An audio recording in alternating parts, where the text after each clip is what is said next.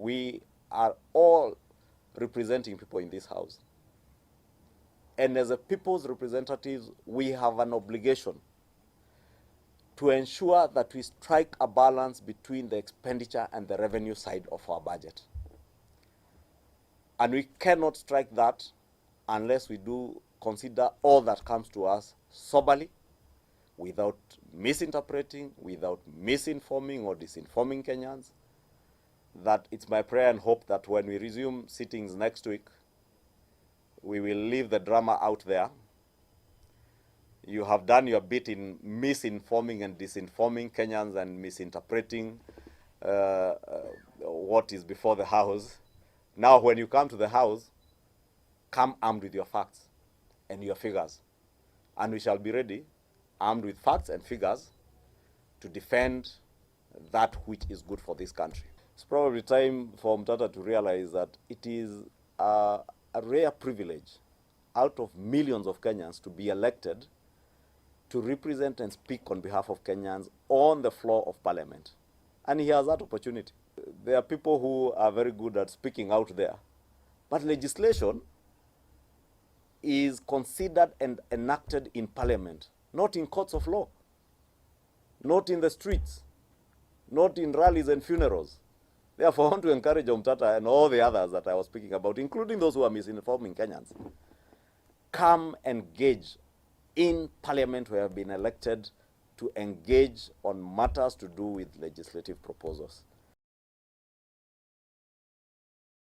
Retirement benefits. But we are not interested in his retirement benefits. We are only telling Uhuru Kenyatta, give us the space, time, and peace to put back our economy to where the Kenyan economy ought to be. Stop undermining the government that was elected by the people of Kenya. If I was still a member of Jubilee Party today, I would have told you the party leader would recognize is one Sabina Wanjiru Chege, not Uhuru Kenyatta. Uhuru Kenyatta is a tired man who should be in retirement now. He has destroyed an economy. Uhuru Kenyatta has no record, no known record of managing or running any political party. Uhuru Kenyatta inherited KANU under Moi as a massive national movement. He reduced KANU to a party that ended up with only 15 members of parliament. We built Jubilee together, a party that had 178 members of parliament. Uhuru Kenyatta in the last election reduced it to a party with only 29 members of parliament.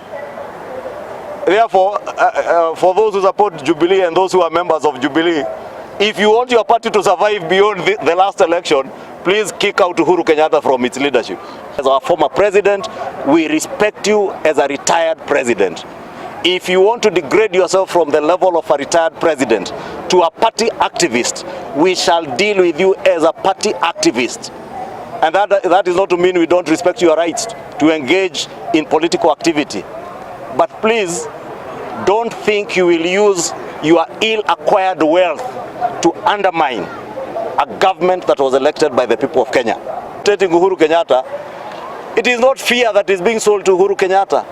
What Uhuru Kenyatta is afraid of is the sabotage he was financing through violent demonstrations. Those violent demonstrations have come to an end.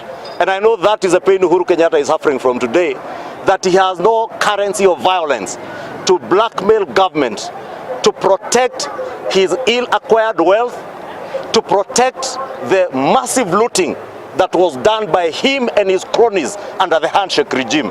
And we want to tell him, nobody is selling fear to you. Nobody is intimidating you in any way. You have your rights as a former president to do whatever you want to do. And you are protected by our constitution, and we will protect your rights, just as we protect the rights of these Kenyans who want a peaceful country where they can engage in business and rebuild the country's economy. The economy you, Uhuru Kenyatta, and Raila ODINGA destroyed under the handshake regime.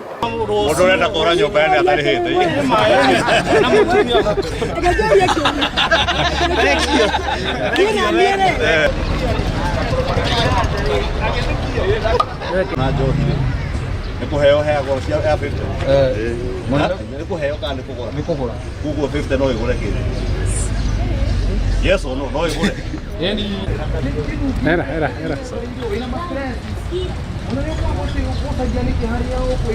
Kairetu kamwe na mũndũrũme ũmwe nĩo mahetwo wĩra hau. Swali ya kwanza nimeuliza huyu, hawa watu ni wa hapa Kinoo kama umekuja na watu kutoka nje?